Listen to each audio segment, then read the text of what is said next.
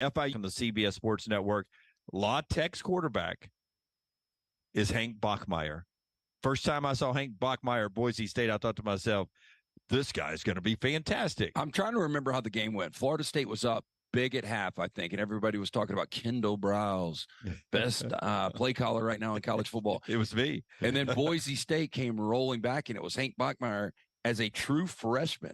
Kid's got skills. Well, I lost the stake on that one because I was all on Florida State. You liked Boise State for whatever the point spread was. Back when I used to win stakes. And I remember sitting there going, I mean, at halftime, it was like, this is unbelievable. This is the easiest steak I've ever won in my life. Yeah, I think it was back, baby. Like 28-7 or something. I mean, they were smoking them at half, and then it literally was a tale of two halves. It really was. Hank Bachmeier now at La Tech, and that's your Week 0 games. We'll get back to our bold predictions brought to you in part today by the great folks at Bromberg's LT. There's gift-giving things that happen all the time. Birthdays, wedding anniversaries, or if you want to pop the question with our friends at Bromberg's. Yeah, they are your diamond specialists. Nothing like giving or getting that silver box from our friends at Bromberg's. Again, get into one of those 2 great locations, Mountain Brook, the Summit. You can also shop online. Check out the vast selection of watches. Go to brombergs.com. Okay, so here we go. This is just one bold prediction. Carson Beck will be a bust. I have no idea why everybody's so high on an unproven quarterback that couldn't beat out Stetson Bennett last year. So 2 things in that. A lot of disrespect for Stetson Bennett and Carson Beck. I mean, couldn't beat out Stetson Bennett, a guy who did nothing but win games, play. I mean, was he the best quarterback in America? No. Good enough the Rams drafted him 3rd round, and he's not only is he going to make that roster, he's actually played pretty well in his preseason. I mean, Les Snead, the general manager, and Sean McVay both believe he is going to be the future quarterback of the LA Rams. We'll see how that plays out. But go back to 2021, the beginning of the season, nobody had any confidence in Stetson Bennett. And the only thing I would say is, much like Alabama quarterbacks, Georgia quarterbacks find a way. And I think this might be the best playmakers that Georgia's had in a while on offense. Remember, they brought in a couple of receivers because they were hurting in that room, real playmakers, including the kid from Missouri. Yeah, Dominic Lovett. And he's going to be really good. Yeah. You got the best receiver from Mississippi State transferring in, the best receiver from Missouri transferring in. Ladd McConkey, say what you want, is a really good player. He is. I've taken shots at him over the years, and they're unfair. And Brock Bowers is obviously maybe the best player in college football. And by the way, Heisman, the final Heisman odds before the season gets played from Caesars, and they are most exposed where bets have been placed at Caesar Sportsbooks by one player. It's Brock Bowers. That's where they're most exposed at 60-1. There's been a lot of play on Brock at 60-1 odds, and that's where of all the players, that's where they would lose the most amount of money. Brody has a bold. Oh, wait a minute. Caleb, a bold prediction. Not everybody gave 3, but we'll still give them 2. South Alabama goes undefeated in all caps and is this year's Group of 5 rep for the New Year's 6 Bowls. If they go undefeated, they will be the Group of 5 rep, I would think. But it also means they've beaten Oklahoma State and Tulane. They'd be 2 really good wins. I was going to say, I mean, there's an outside shot. Just go with me here on this. That if they went undefeated with that schedule and the respect now of the Sun Belt, I mean, they would be in the conversation to get into college football playoff. It would take some chaos, yes. But I mean, would you take an undefeated South Alabama over a 2-loss Big Ten or SEC champion? That's what it comes down to. I don't know. The thing would be anyway. They're not going undefeated. I don't think so either. It's how we love Kane Womack and John Summerall, the 2 Sun Belt coaches in the state of Alabama. The thing that the needle that used to you have to thread in the 12-team playoff, you don't anymore. Cincinnati did this though. You got to beat a big name team, and that big name team's got to be good. That's right. You can't beat a big name team on their crappiest year of all time. Yeah, first off, as the Sun Belt, you probably need the American not to have a highly ranked team as well. So if you beat Tulane, they're on your schedule. That's one of the teams that is supposed to contend for the American. You would want really Tulane to win the American at that point and maybe not lose another game. Yeah, maybe just Ole Miss. Yeah, and they beat 2-loss Tulane, win the American, and their losses are only to you and Ole Miss. And you're like, okay, so we've blocked the American. That's right. We probably blocked the Mountain West with our schedule. But thank you. We'll take that New Year's 6 bowl bid at South Alabama. More of your bold predictions coming up as we move throughout the show here. Also coming in on Twitter.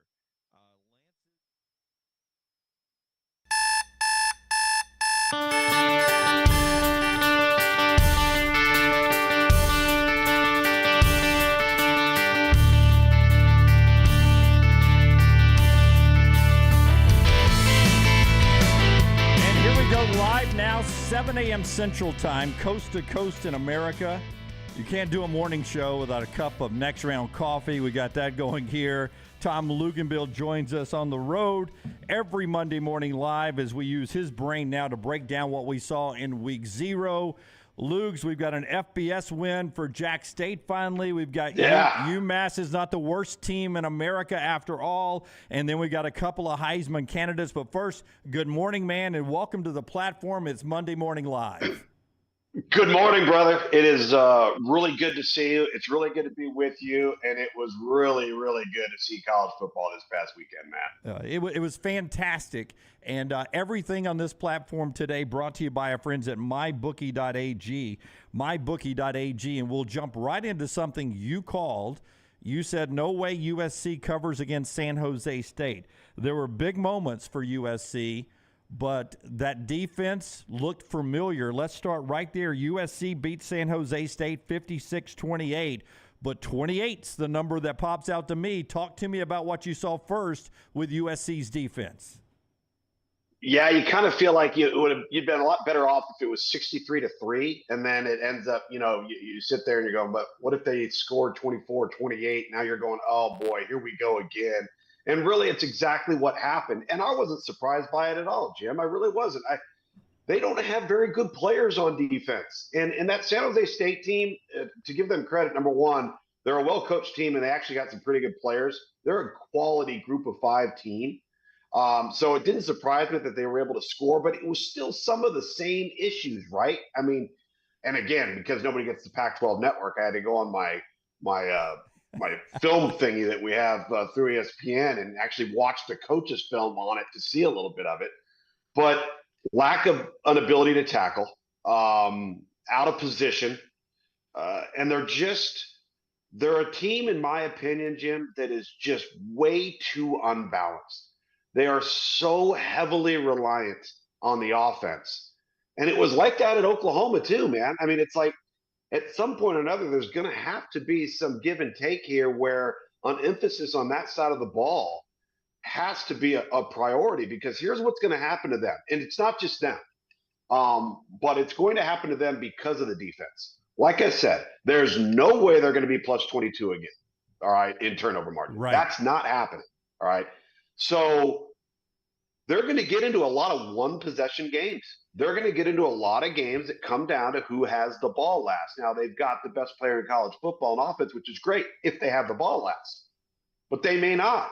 And so that's the type of football they're going to play each and every week. And when they play a Utah, okay, or they get matched up against somebody that can create some challenges for them, where do they show up on that side of the ball? Because, again, it's just completely unbalanced to the offense. Yeah, okay, but first, Lugs, Chris H. jumps in. He says, I watched the entire game. That defense doesn't look good at all. Lincoln Riley has no commitment to defense. But, I followed all offseason. They get a big guy from Georgia. They did some portal stuff. You know the game better than anybody.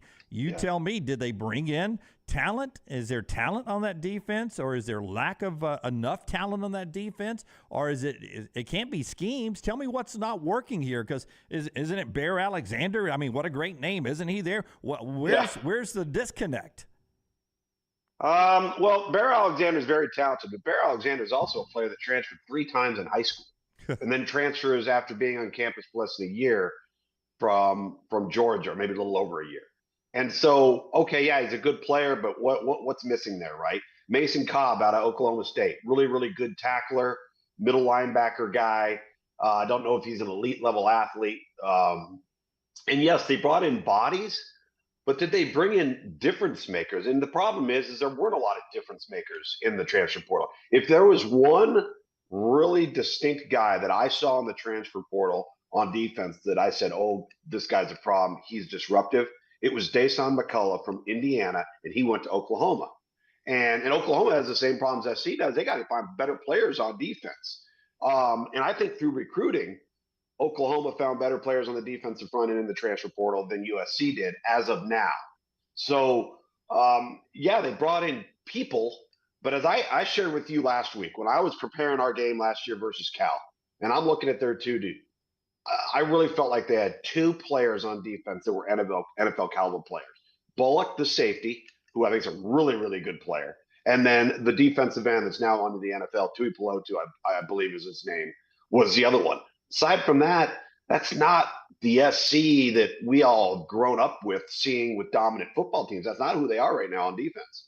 Okay, mybookie.ag brings you Monday Morning Live every day. Tom Luganbill is the guy who's the star of this show. We're here live with you all the way for 1 hour. So we're here until the top of the hour. We're live. Your comments are rolling in. NH3425. Since Lincoln Riley's been a head coach, his defense has finished under the top 50 in total defense every year except one. The rest have been 50 or higher. So, hey, just one time he's had a lead enough defense, and that was the COVID year. We'll get to the offense in just a second. But we know what the Pac-12 is going to provide quarterbacks. And listen, the San Jose State team, they were not bad last year, which is the reason why I think you played San Jose State. Not that you bet on the game, but you said, hey, USC will not cover. And a lot of people were like, USC is going to cover this game. New defense, they're going to cover this. You said last week, no, you think San Jose State keeps this respectable. And it was a game at halftime. And the reason you thought that was because they got a playmaker at quarterback. But this USC team, if that was a good quarterback, they're going to play great quarterbacks this year. Yeah, they are, man. I mean, unfortunately, because of everything that's happened with the dismantling of the Pac-12, we've glossed over what we would normally be doing in July and August, and that's previewing teams, right? Previewing conferences. And the bottom line, it's the best conference in America at the quarterback position. And we don't even mention Cameron Ward at Washington State, Jaden DeLaura at Arizona. We glossed those guys over too. We're always focused on Bo Nix, and we're focused on Cam Rising and Caleb Williams and Michael Penix, and I get that. And we still don't know what's going to happen with DJ Uiagalelei at Oregon State, because I think that team at Oregon State is, if the quarterback plays well, they could easily win 11 games. I think they're a 10-win team. They will upset, I think, at least one or two teams on their schedule that everybody says they're not supposed to beat, but they will, and it's just what they do.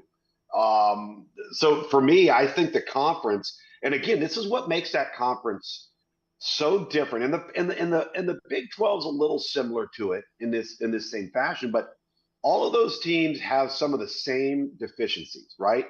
They're heavily loaded on offense, not built from the inside out on defense, except for Utah. Utah is. That's why they're a different animal in that conference. But they're all going to go into each and every game, and like, it would be, to me, if you're gonna lay bets and you're going to gamble on that league, I would stay away from it, man. Outside of maybe over-unders, because I think you're going to see a bunch of possession games, and you're going to see them go down to the wire, and it's going to make for great college football, but it's also going to make for a conference that's really, really hard to project. We'll react more to week 0 as we move throughout the hour and give a full look into what's coming up Thursday, Friday, Saturday, Sunday, and Monday as we get knee-deep into the college football season. It's Monday Morning Live, presented by our friends at MyBookie. Football is back, and so is winning at MyBookie. NFL, college football, and a brand-new cash-out system give you options to bet and win right now all season long. The first 2 legs of your parlay hit, cash out early and use the funds on another bet, or let it ride for the chance at a bigger payday. That's what you get at mybookie.ag. You control the action. Get started. Go to mybookie.ag now and register for an account free. When you're ready to make your first deposit, just use the promo code NEXTROUND to grab a welcome bonus on the house. That's a promo code NEXTROUND to claim your deposit bonus, and for a limited time, a free chip to use in the MyBookie casino. You can bet anything, anytime, anywhere, only with MyBookie, mybookie.ag. There was offense in this game. We don't want to make it look like gloom and doom, Lugs, with this USC team. I mean, all you need is a fumbled snap being dribbled back there like a Laker in Los Angeles, and then Caleb Williams picks it up, and Magic Johnson's a dime for a touchdown. I don't know if he's going to win the Heisman, but we always talk about Heisman moments. Let's start with a miscue turned into a touchdown. That was a heck of a play. Do you remember what I called him last week when we tested this show out? Yes. A magician. Yes. The guy is a magician. And he's got eyes in the back of his head. he might be the most instinctive quarterback I've seen in years. Just oozing instincts and a natural feel for the game.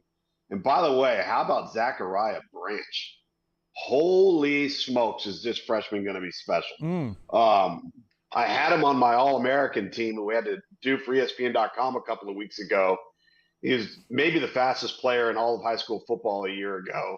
But when you watched him on that kick return and then obviously on the touchdown reception, he is lightning in a bottle. So it looks like offensively with Dorian Singer coming over from the transfer portal from Arizona, Zach Branch, and then obviously they've gotten better around Caleb Williams, which is really scary because he in and of himself makes everybody better.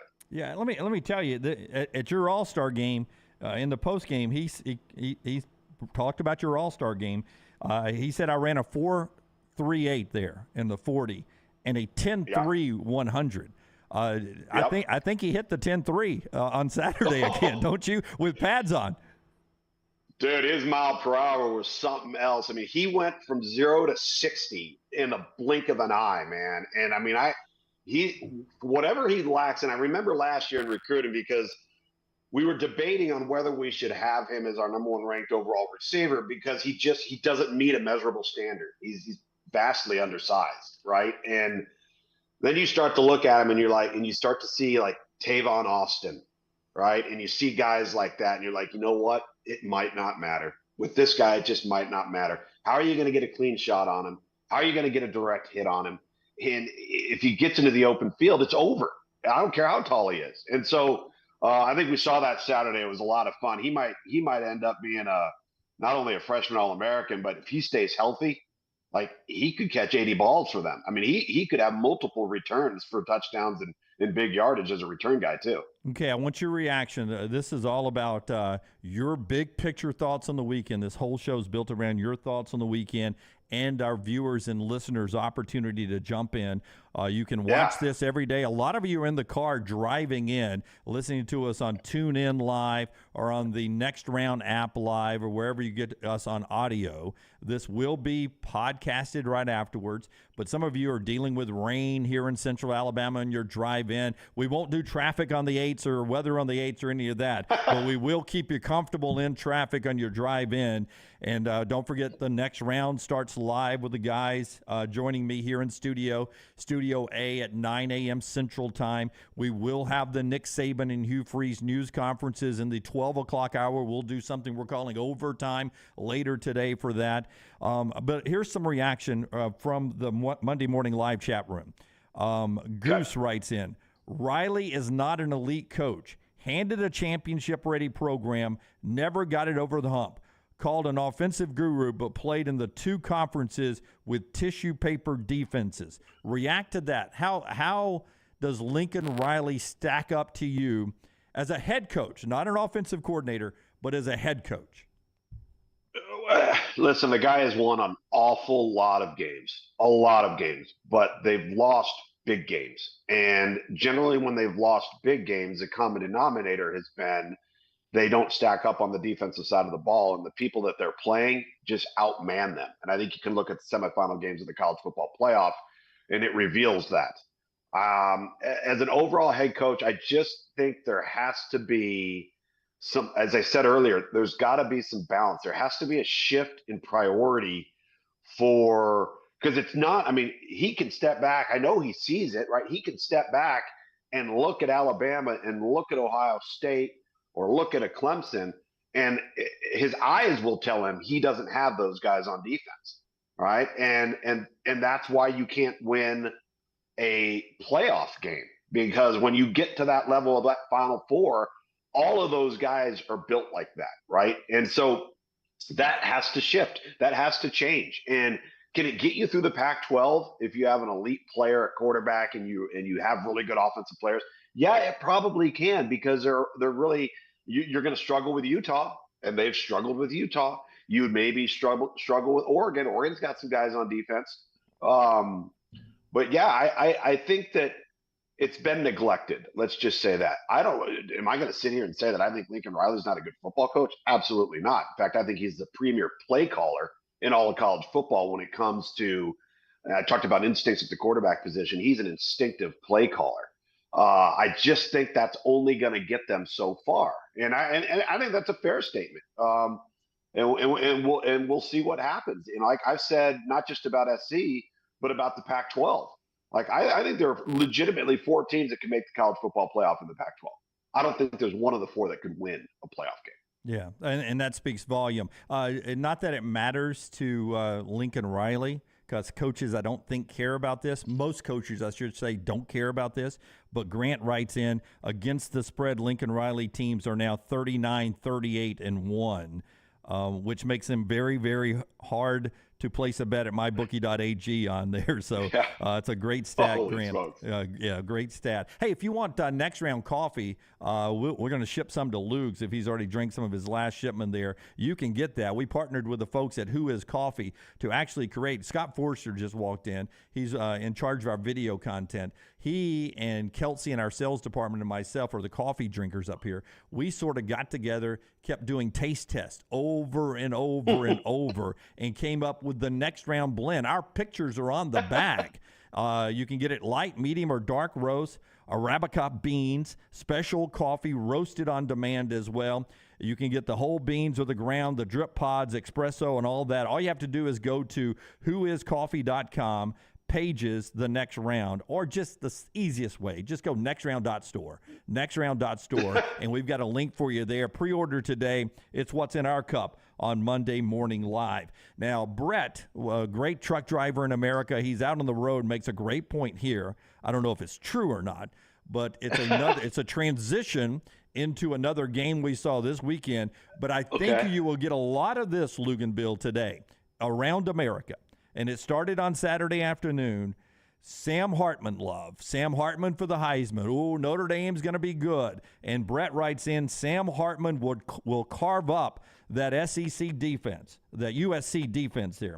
I'm looking. That's an October game this year because it's in South Bend, USC in South Bend. Let's go to Notre Dame.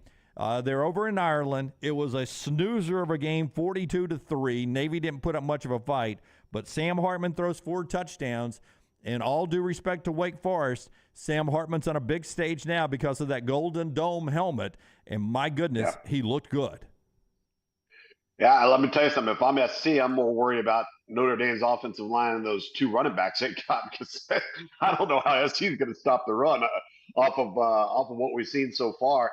Listen, I don't want to take anything away from Notre Dame here. Notre Dame did look good. But good Lord, was Navy outmanned. I mean, that was varsity versus JV, right? And I think oftentimes off of a week 0 or a week 1, right? We come off and we make these huge knee-jerk reactions sometimes to things that we see. I think Notre Dame is really good in the offensive line. Like I said, I think the running back position is strong. They're going to be a run-heavy oriented football team. I don't think they have great skill on the perimeter. I don't know if they have a bunch of guys that are just difference makers in the passing game. But the quarterback, I don't know why anybody should be surprised by that. And maybe it's just because you didn't have a chance. You knew he played a lot of football, but maybe you didn't watch a lot of Wake Forest games. But that guy's a player, man. I mean, he's a lot. He's kind of reminds me of Chase Daniel, Colt McCoy, that type of guy. I thought he did all of the little things right.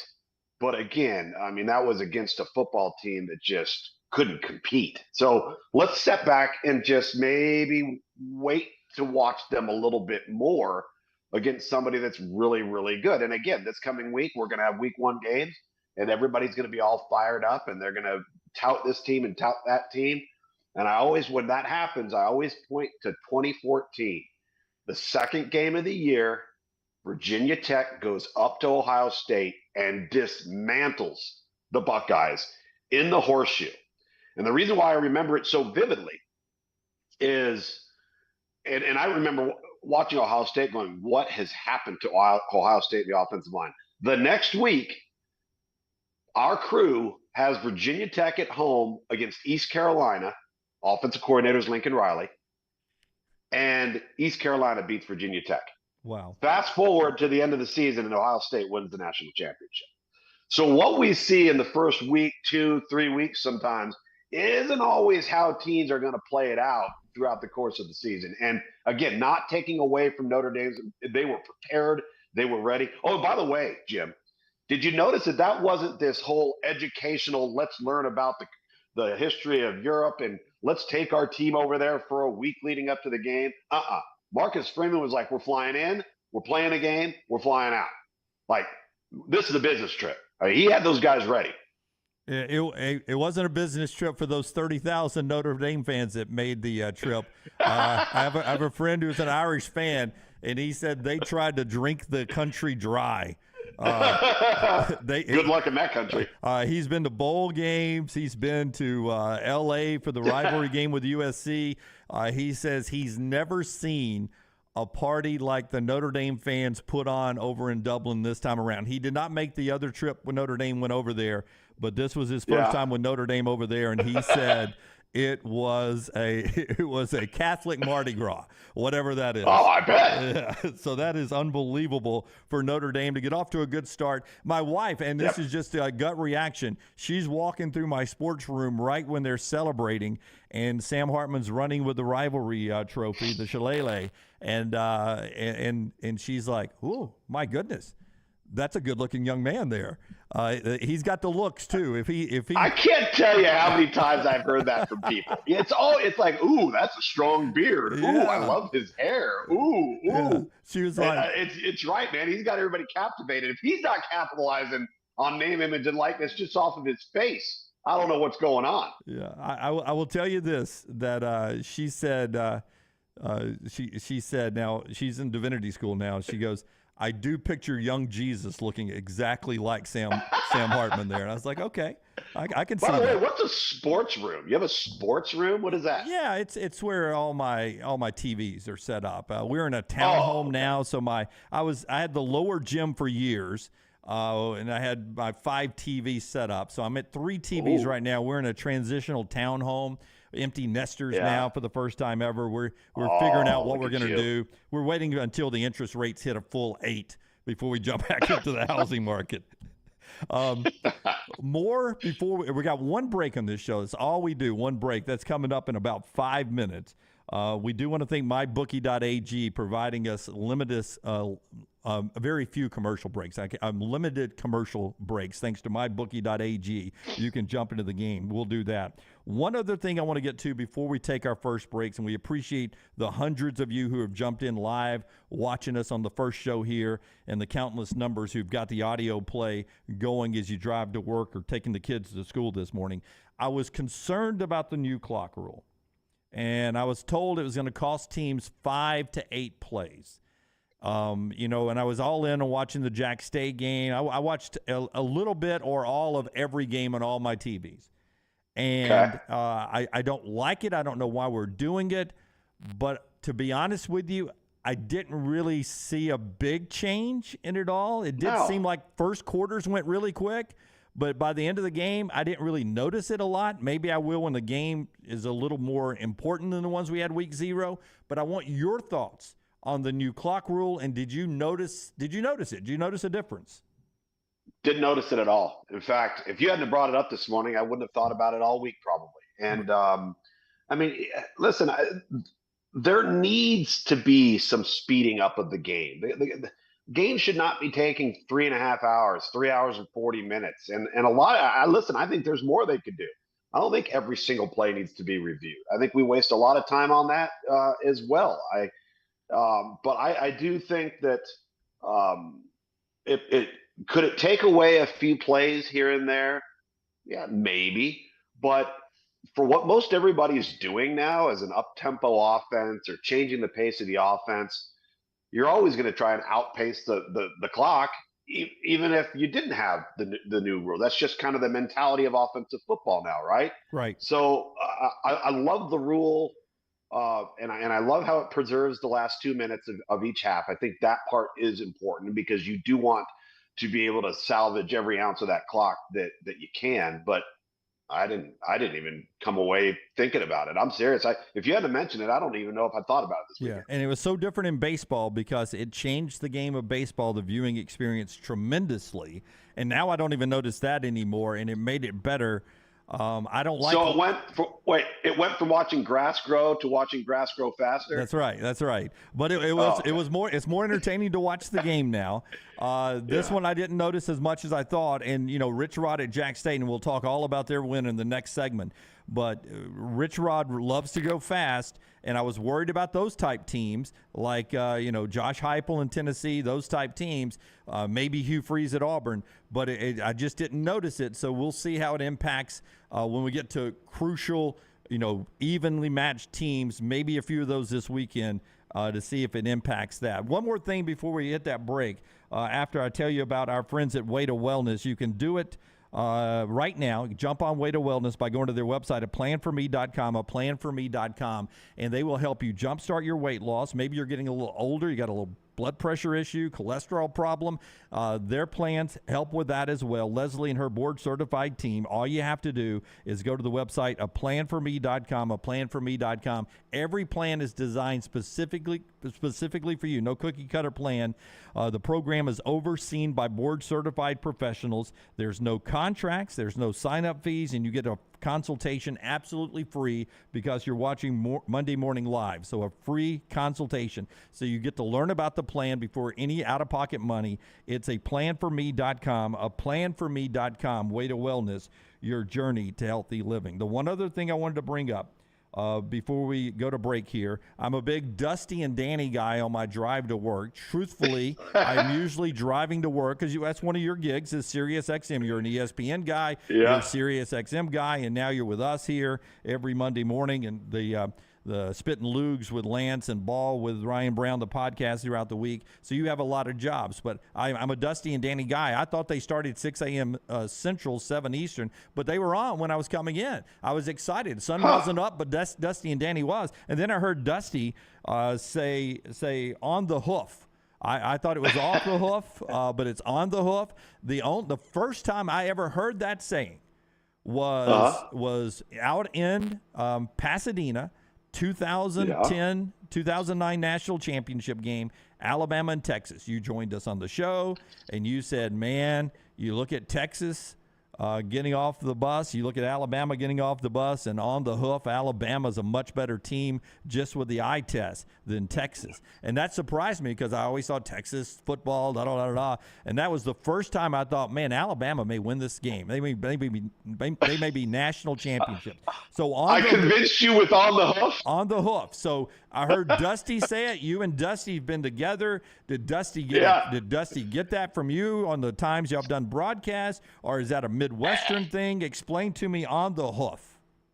It's just a coaching thing, right? It's obviously it comes from horse racing, and you go out, you look at them on the hoof, see what they look like, and do they look good? Do they not look good? What do they look like physically? People talk about the eye test, and I think they disregard it more than they should. I remember, I say this, I remember the 2012 Notre Dame in Alabama BCS National Championship, and Urban Meyer is standing on the field, and I'm over there, and I'm listening to him, and we're like right at midfield, and he looks at Alabama, and he looks at Notre Dame, he goes, that team's going to beat that team by about 30 points tonight. And it was nothing but just looking at their body types, right? You're out there, you're in the barn, checking them out. What do they look like on the hoof? And it was a different animal. And I'll tell you, Jim Moore Jr. did the exact same thing at the 2019 National Championship in Santa Clara. Clemson, Alabama, and I'm standing there talking with him, and he goes, dude, there ain't anybody in the Pac-12 that looks like these two teams. Nobody. And it was true. It's a different animal. Here's what's still to come on Monday Morning Live, presented by our friends at mybookie.ag. Auburn's game, their opener, all of a sudden doesn't look quite as easy as it did after week one. Not that Auburn's in jeopardy of an upset, but we'll talk about what UMass brings to Jordan-Hare Stadium. The SEC got started. Lugs' take on Vandy's win this past weekend. We'll celebrate with Rich Rod, who's back in football, and then a couple of other big college football headlines all to go as we go to the top of the hour. It's brought to you by our friends at mybookie.ag and also by Blakely's Bouquets. Order online at blakeleysbouquets.com, blakeleybouquets.com. Over the phone, 205-579-4900. Or you can do it in person at their full-service flower shop on Oxmoor Road right in downtown Homewood, Alabama. Blakely's Bouquets for weddings, birthdays, special occasions, funerals. It doesn't matter when it comes to flowers or gifts. Blakely's Bouquets does it for you. blakeleysbouquets.com, blakeleysbouquets.com. You're up early. It's Monday Morning Live right here on the Disrupt Media platform. Follow Scott Forrester on Twitter at ScottForresterTV. Are you faced with unexpected medical expenses? You want to update your backyard? Or you just want that dream vacation? Ryan Brown here from The Next Round. Legacy Credit Union can help with lifestyle loans. Legacy lifestyle loans do not require collateral and they have affordable low rates. See more about Legacy Lifestyle Loans online at legacycreditunion.com or simply stop by one of the 9 branches in the greater Birmingham area. Legacy, the official credit union of UAB. You want to look great while supporting your favorite show? You know the place to go is the official Next Round store at nextround.store. Yes, there are .store domains and we have one. From shirts to hoodies to hats and all kinds of fun stuff, you can rep the Next Round anywhere you go. At the beach, Next Round hats to block out that sun. Up north in the winter, get you a comfy Next Round hoodie. Just need something to put your $20 beer in at a game? Get you a Next Round koozie and throw that thing in your pocket. You never know what stuff Jim's going to make me put in there next. Check it out. It's the Next Round store at nextround.store. Things fall apart. There's even a book about it, but that doesn't mean you have to break the bank to fix them. Ryan Brown here for The Next Round. Our friends at Mortgage Right have a new renovation option that will make repairs and other home improvements easy. If you've recently purchased a home and find yourself short on cash, or you're looking to buy a fixer-upper, Mortgage Right's renovation loan program can help you spruce up your space. Repairs can be made to your roof, plumbing, flooring, and more with the help of top-notch mortgage professionals. So get your fix by visiting mortgageright.com/TNR. And MLS 2239, Equal Housing Lender. IV therapy, B12 injections, cryotherapy, and compression therapy all under one roof. It's our friends at Hydra Live Therapy. IV therapy treatments are packed with nutrients to increase energy, reduce stress and anxiety, and boost your immune system, and more. If you mention The Next Round at checkout, save 20% off any service. You can join the IV League today. Members are rewarded with deep discounts. Make sure you ask about that. Hydra Life Therapy open 7 days a week. Homewood, Tuscaloosa, and coming soon to Greystone. The wait is over. Tonali has arrived. Beautifully distinctive Italian styling and performance. Come test drive the all-new 2024 Alfa Romeo Tonali plug-in hybrid at Alfa Romeo of Birmingham. The all-new Tonali offers best-in-class horsepower and torque, fastest 0 to 60 times in its class, plus best-in-class range with full electric charge. And best of all, qualified Tonali leasees are eligible for up to $7,500 EV tax credit factored into your lease. Hurry down to Alfa Romeo of Birmingham and experience the all-new Tonali. DryTech Water Restoration is a locally owned company that specializes in mold remediation, fire and water damage cleanup, and SteraMist services. DryTech's goal is to provide clients with expert guidance when dealing with any home disaster. DryTech's highly trained specialists are available 24 hours a day, 365 days a year. They will work closely with you and your insurance company to make sure the process is stress-free as possible. Call DryTech today, 205-637-0143. The moment you discover damage to your home, DryTech's team will handle the rest.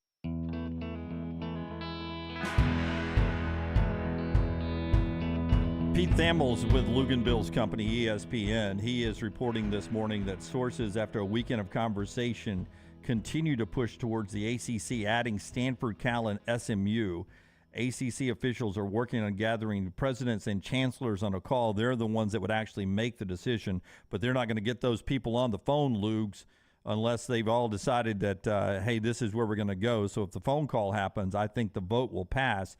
All this is happening because Stanford and Cal is going to take very little money, and SMU is not going to take any of the ACC money, and it kicks in a clause in the contract to sort of feed Florida State and Clemson and North Carolina a few extra dollars, but there's still that gap that's growing. I don't all the expansion. I got used quickly to Texas and Oklahoma because of the map. I'm sort of now excited about USC, UCLA, Oregon, and Washington, and the new Big 12. This one may be a bridge too far for me, adding Cal and Stanford, because they don't do a lot for me. Yeah, I know. I'm with you. And financially, I look at it that is that making you any money? What is this? What does this move the needle at all? But this is the world we're living in, right? We kind of talk about it. It's musical chairs, and you don't want to be left without one when the music stops. And that's why everybody's jockeying for position. That's why, I thought George Kliavkoff at the Pac-12 was just so outclassed by Brett Yormark in the Big 12. He had this. Kliavkoff had this. Everything is sunshine and rainbows. We have solidarity and trust and loyalty amongst our member institutions. No, you don't. That doesn't exist. This is about survival. This is about making sure that you are in a position to be there, be in the market, be in the sport. I mean, what in the world are Washington State and Oregon State going to do? I mean, you're going to potentially join the Mountain West, go from making $30 million a year on a television contract to $5 million. How are you supposed to survive that? And so. And everybody else saw it except for the commission. And it was, I think, the one lesson to be learned in all of this, Jim, and this is where I think Jim Phillips at the ACC does have some positives. And that is, number one, Brett Yormark was so smart on the television side because he never let the contract go to market. And that's where the Pac-12 really, I think, created some problems for themselves. And then the ACC doesn't have to worry about anything contract-wise or conference-wise until 2036. That's not all negative. I mean, is the gap widening with some conferences? Yeah, the Big Ten and the SEC. Okay, well, everybody else is kind of in the same boat, but at least you do have some stability in the term of your contract for now, while you can manage and massage these things. And if Florida State doesn't like it, again, going back to all of this talk about the Seminoles. Okay, pay us your $120 million, and then we'll drag you through court for about another $300 to $400 million while you try to fight the grant of rights. And, oh, by the way, you actually don't have a place to go. Yeah. So it's like right now, just hang tight. Hang in there right now. Back to the games we go. Brought to you by MyBookie.ag, title sponsor of Monday Morning Live. He's Tom Luganville. And football season's back, and so is winning season with MyBookie. NFL, college football, and a brand-new cash-out system gives you an option to bet and win all season long. First two legs of a parlay hit, but you don't feel good about the third one? Cash out early and use the funds on another bet, or let it ride for the chance at a bigger payday. Use early cash outs as a tool to stay in control of the action at MyBookie. MyBookie.ag. MyBookie.ag. That's where you go to register for an account free. When you're ready to make your first deposit, just use the promo code NEXTROUND to grab a welcome bonus on the house. That's a promo code NEXTROUND to claim your deposit, and for a limited time, a free chip to use in the MyBookie casino. You can bet anything, anytime, anywhere, only with MyBookie. MyBookie.ag. All right, Lugs, let's get to some more games on the field as everyone's driving into work or school or getting ready to get back to it, counting down to Thursday night. We're all excited about Florida and Utah. We'll have a little thought on that before we're done here this half hour. But first off, UMass is coming to Jordan-Hare Stadium this week. 2:30 in the heat down at Jordan-Hare Stadium, even though we do have a cooling spell moving to the south, which means it's not going to feel like 130 like it did at the Jack State game. But UMass wins a road opener for the first time since 1973. I mean, that's back when the Eagles were good, right, and on the charts. Their first road win to start the season since 2018. They come 1-0 to Jordan-Hare Stadium. And listen, I had them pegged as the worst team in college football. Don Brown was at Michigan for a while. That guy coached his butt off on Saturday. That defense didn't look too bad against New Mexico State. What do you think of what UMass did to New Mexico State this weekend? Obviously, Auburn will outclass them this weekend, though, right?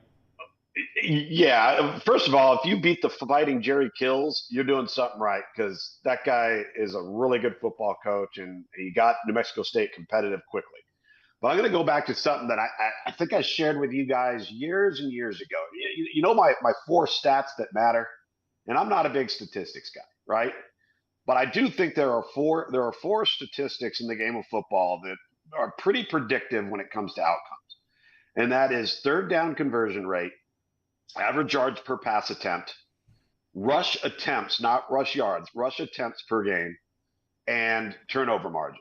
You win 3 of those 4 or 4 of those 4, you're not losing the game. All right. UMass won 3 of the 4. All right. Yep. And they did not turn the ball over. They did all of the little things right. So 3 turnovers from New Mexico State, 0 from UMass. They had a whopping 11.3 yards per pass attempt, which is a really good reflection of explosive plays. We always hear coaches talking about limiting explosive plays and manufacturing explosive plays. So they do a great job there. And their ability they were just better on third down. And they weren't great on third down, but they were better than the other team. And so it really kind of plays out that way. And to be honest with you, when you look at the UTEP and Jacksonville State game, it was the exact same thing. Jacksonville State, almost 50% on third down conversion rate. They did not turn the ball over. So the 2 teams that lost in those 2 games had a combined 6 turnovers, and the 2 teams that won had 0. Yeah, and that's amazing. To Jack State, Rich Rod does what Rich Rod does. He did it at West Virginia. It was always a bad fit at Michigan. He did it at Arizona. He goes up tempo. He won the game in Jack State's first FBS game ever in front of almost 20,000 fans, and I wasn't joking. It felt like 130 on the field. It felt like 109 just to the fans who braved that game in a late afternoon in August in Alabama. 17-14 over UTEP. You mentioned the 3 turnovers, but usually when you think of Rich Rod, Lugs, you think of a great quarterback play like Pat White. Zion Webb was 10 of 20 for 67 yards. He didn't run the ball as great as I expected him to. He was a big play for me on daily fantasy, but they won the game because they were headhunters on defense, man. Rich Rod's team, I mean, you complain about Lincoln Riley if you want to. He doesn't show a commitment to defense. Rich Rod's known as a great offensive mind, but his defensive guys got after it at Jack State this weekend. They did. The moment wasn't too big for them. I think they're so excited. Welcome to FBS football, right? Like they're so excited to be a member now. Like, I mean, you're just in a different world, and they went through that transitional season a year ago, and like I just think that there was a level of excitement there that UTEP, and UTEP's come around a little bit. They've gotten better over the last couple of years, and that used to be one of the worst programs in college football. And I just think they kind of ran into a bit of a hornet's nest. But you're right. It wasn't pretty at times, but you do all the little things right, and you somehow come up with a way to win the game. And they control the game on the ground. I mean, they not only did they have more rush attempts, but they had more rush yards, and they were able to again convert on third down at almost a rate of 50%, which is an outstanding number. So they're maintaining possession of the ball, right? So they didn't have to be flashy. They just had to make fewer errors than the other team. And what a great start, man. That's exciting for that program. A couple of other thoughts before we move to what we saw from the SEC and Vanderbilt this weekend. Sam Hartman will have a Heisman game against USC, I think. The college football Jesus says NH3425. A lot of people talking about Hartman there for the Heisman after this weekend. He'll get some opportunities. They've got Ohio State in 4 weeks and then USC in October. That's a couple of big stage games for Sam Hartman. Again, all due respect to the ACC and Wake Forest. He went to Notre Dame to play on a bigger stage, and he's got that with this schedule this year.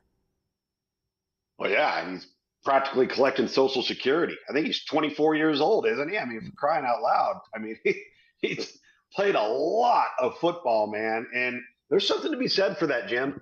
I think sometimes we don't give credit's not the right word, but we don't give enough credence to the fact that, like, the more you play, the older you are, the more advantages you have. I mean, we sometimes get caught up in the really super talented guy that's a freshman or a sophomore, he's lighting the world on fire.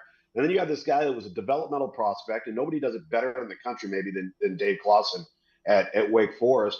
And, he had to play as a true freshman when Jamie Newman got hurt. Then he redshirted the next year. Then he gets the COVID year. And I honestly thought he was going to leave. I really felt he was going to try his hand at the NFL. And is he a guy with an elite skill set? Probably not. He's just so darn efficient, and you're not going to show him anything he hasn't seen before, at least at this level. So you go into a game with tremendous advantages just from an experience standpoint. I will tell you this. The guy who made the interception, Jeremiah Harris, for Jack State to end that game, was a 7th-year walk-on. A 7-year walk. He walked on 7 years ago, and so you talk about experience. He had seen that pass for 7 years, and you'd have jumped that route in the game. So you got a great point there. Yeah. It matters, man. It's like Frank Harris at UTSA. He's going into his 7th year. That's right. It's crazy. I mean, how many passes are you going to throw? Wow. I mean, you would kill for a 7-year NFL career. Okay, Vandy played SEC team. My one note, A.J. Swan, 258, 3 touchdowns. My one note on this was, boy, Vandy's offensive line looks like it really sucks. I'm not a football guy. I wrote down sucks. What did you make of Vandy 35-28 over Hawaii? It looked like they had a hard time protecting their quarterback against Hawaii. Yeah, they did. And again, that's where Vanderbilt's going to have disadvantages, right? They're not going to have the caliber of player that you need to have to probably be able to consistently perform at a high level in the trenches in a line of scrimmage league, as we all know. So again, week 1. I think most teams make their greatest improvement between week 1 and week 2. Now that you know a little bit more of who you are, live bullets are flying by. You know more about your team and your players and how they react to things. And then you have something to coach off of too, right? It's not just going against each other in fall camp and you're just worn down to the point where you're just like, we don't even want to see our own team anymore. We just want to see somebody else. Well, now you have that. Now you have it to coach off of. Now you have it to get better. But you know what Vandy did? They didn't turn the ball over. Again, they didn't make mistakes. And was it pretty all the time? No. You've heard me say this before. Most games are lost. They're not won. Like you make more errors than the other team. And if talent is somewhat equitable across the board, then that really becomes glaring. Is what are the mistakes, right? And so, for the end of the day, would I be concerned if I'm Vanderbilt offensively with what they are in the offensive line? Absolutely. But at the same time, I think Vanderbilt's got a quarterback, man. Like, the guy's pretty darn good. And he showed flashes of being pretty darn good last year, and A.J. Swan is a freshman. So that's at least something to build upon. Yeah, there's no doubt Clark Lee has improved that program. That's a jumping off point. And several people in the chat room says when you get a almost 90-minute delay to kick, you've already fired up and started going. Then you have to go sit for 90 minutes and then rush through warm-ups. You've played the game, you coached the game at a high level, and you've covered the games. Those weather delays, whether they're pregame or even once the game starts, can really break the momentum, right? Oh, it's brutal. And I've been a part of it as a broadcaster too. I had a bad storm at Ohio State one year, and we all had to clear the field, even we did. And so it was that dangerous from a lightning standpoint. And it was probably a good 90 minutes, almost 2 hours. And you lose all energy, momentum. And then you're expected to just crank it right back up and go out there and be full throttle. And it's just everything. Game day is so scheduled down to the second, from whether it's pregame meal to getting on the bus, getting off the bus, when you arrive into that locker room. It's just, that's the nature of the sport, right? When you take that and you throw a wrench into that, it gets everybody off center. Everybody gets off schedule, and it's not necessarily easy to recover from. San Diego State beat Ohio La Tech over FIU. Hank Bachmeier now at La Tech. 34 of 44, 333 yards, a touchdown, and an interception. A good start for Hank Bachmeier. He'll have to get better. We'll get to a look ahead to week 1, Thursday through Monday, right after I tell you about our friends at Gutter Cap. This is Monday Morning Live, brought to you, title sponsors, mybookie.ag. If you're just joining us, the show on audio platform will replay starting at the top of the hour. We'll end here at 7:57, a quick commercial break, and then at 8 Central, 9 Eastern, you'll get the total replay again all the way up until the next round live starts. at 9 Central today. So that's the if you missed any of it, drives are 15 to 30 minutes long. You may have gotten in the car at 7:30 and said, man, I wish I'd heard what they said about USC and Notre Dame. Well, hang around. That's coming back to you at the top of the hour here as we jumped into those games. And this will be happening every Monday right here on this platform. CarPlay on TuneIn, the Next Round app. Wherever you get the Next Round, you get Monday Morning Live, brought to you by our friends at MyBookie. And the look ahead to the next week, brought to you every week by our friends at GutterCap, the patented aluminum cover system that fits over most existing gutters to keep out debris and eliminate gutter cleaning. Backed with a lifetime warranty, almost 20 years of service record in Birmingham. Stay off that dangerous ladder forever. 45% off retail price right now when you go to guttercapbirmingham.com. guttercapbirmingham.com. You call our good friend Chris Stewart now as well. He's up 205-823-2212, 205-823-2212, guttercapbirmingham.com. Let's go first on that Thursday night, Lugs. We have Cam Rising, number one on the depth chart. No confirmation that he's going to play against Florida. But it is starting to trend that way. 7 o'clock on ESPN, Florida, Utah. Give me a quick look at that over the next 7 minutes here. Let's hit a couple of these big games. So I had Utah twice last year, late in the year, and I have never seen a game stick in the craw of Kyle Whittingham the way that Florida game did last year. And he kept reading, he goes, "We didn't play Utah football. We didn't play Utah football." And he was so angry about it because I think that there's such an identity-led football team, and when they didn't have that, it just really irked him. And so I think this one's been on the bulletin board now for obviously a calendar year. And if Cam Rising can play, Florida's going to get all they can handle. And I don't really know. I know everybody's been down on Florida. I don't quite know what to make of them. Is it a good thing that Graham Mertz, who was marginally productive at Wisconsin, although he was highly touted come out, is it a good thing that he won the job, or is it more of an indictment on their quarterback group?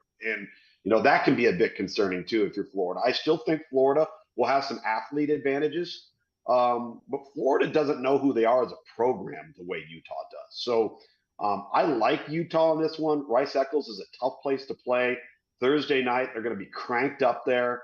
That's one of the games I'm really looking forward to this weekend. Billy Napier is hoping it's Alabama-Clemson 2008 in Atlanta, the kickoff, that all of a sudden that talent he's put together goes out there and they find their identity in 60 minutes against a really good football team. Also on Thursday night, Nebraska and Minnesota, 7 o'clock on Fox. Minnesota is poised to have a good year. Matt Rule taking over a program at Nebraska.